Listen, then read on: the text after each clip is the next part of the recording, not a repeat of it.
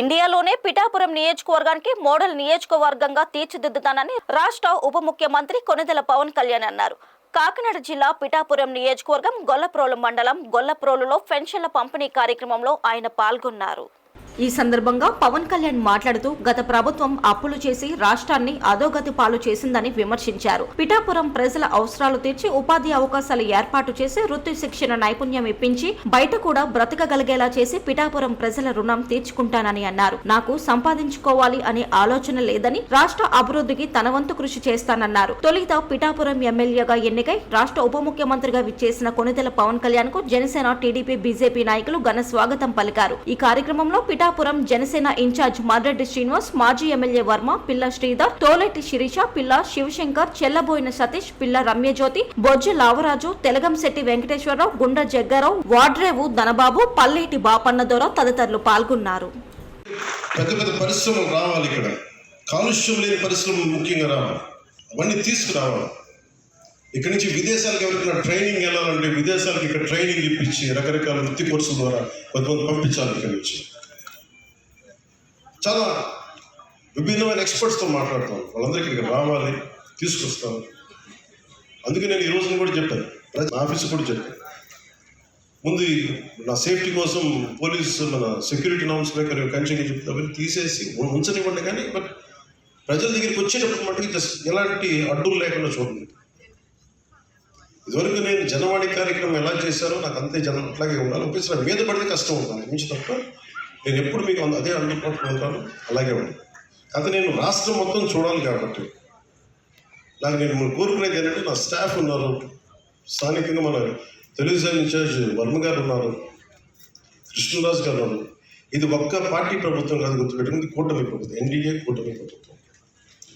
Telugu Desam lead చేస్తున్న lead పార్ట్నర్గా Janasena, Bharatiya Janata party కలిసి ఉన్న ఎన్డీఏ కూటమి ప్రభుత్వం. చంద్రబాబు గారి అపారమైన అనుభవం ఈ రాష్ట్రానికి చాలా అవసరం. నేను చాలా ప్రత్యేకించి చెప్పాను.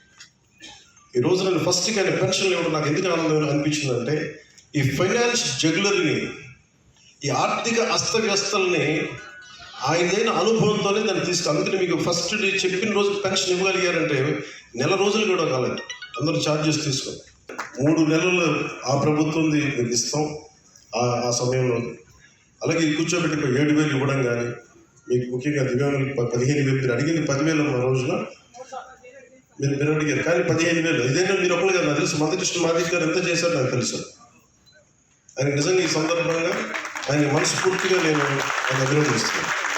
సంస్థను పెట్టారు, డోర్ డెలివరీ చేస్తాం పెన్షన్స్, మంచిది. కానీ దాంట్లో ఒక కీలకమైనది ఏంటంటే ప్రతి పెన్షన్కి మా దృష్టిలో ఉన్నది, ప్రతి నియోజకవర్గంలో ఉన్నది కనీసం 100 తక్కువ కాకుండా 300 కనీసం దాంట్లో ఇచ్చినందుకు వాళ్ళు తీసుకునేవారు. దాన్ని లంచం అంటామా, లేదంటే చిన్న నజరానా అంటాం, ఏదంటే దానికి ఏదైనా పేరు పెట్టుకోవచ్చు. అలా కాకుండా చంద్రబాబు గారి ఆది నాయకత్వంలో ఉన్న ఈ కూటమి ప్రభుత్వం, తెలుగుదేశం లీడ్ పార్ట్నర్గా ఉన్న ఈ కూటమి ప్రభుత్వం, జనసేన వెన్నుదన్నుగా నిలబడ్డ ఈ కూటమి ప్రభుత్వం, భారతీయ జనతా పార్టీ ఆశీస్సులు, కేంద్ర నాయకుల ఆశీస్సులతో నిలబడ్డ ఈ ప్రభుత్వం చెప్పండి నచ్చింది. పెన్షన్ ఆగిపోతే భయపెట్టేశాను. మీరు చెప్పండి, ఎక్కడ ఆగకపోగా రెట్టింతలు వచ్చి మీకు ఇంటికి వచ్చింది. అంటే సెక్రటరీ అంటే నేను ఒకటే అడిగాను, మనం పంచాయతీ రాజ్లో అంటే మనకి ఒక పిఠాపురంలోనే 620 సెక్రటరీస్ కదా మనకి జిల్లా మొత్తం మీద 620 సెక్రటరీస్, 600 సచివాలయం, వీళ్ళందరూ ప్రభుత్వ ఉద్యోగులు. దాదాపు 6,000 మంది పైచిలుక అధికారులు, మనం టోటల్గా ప్రభుత్వ ఉద్యోగుల్ని మీ ఇంటికి వచ్చి ఇక డబ్బులు ఇస్తా ఉన్నాం. వాలంటీర్స్ లేకపోతే ఎక్కడాగని చెప్పండి ఈరోజు పెన్షన్ అదో. కానీ వాలంటీర్స్కి ఆల్టర్నేట్ ఎంప్లాయ్మెంట్ ఎలా ఇవ్వాలి అది మేము ఆలోచిస్తాం.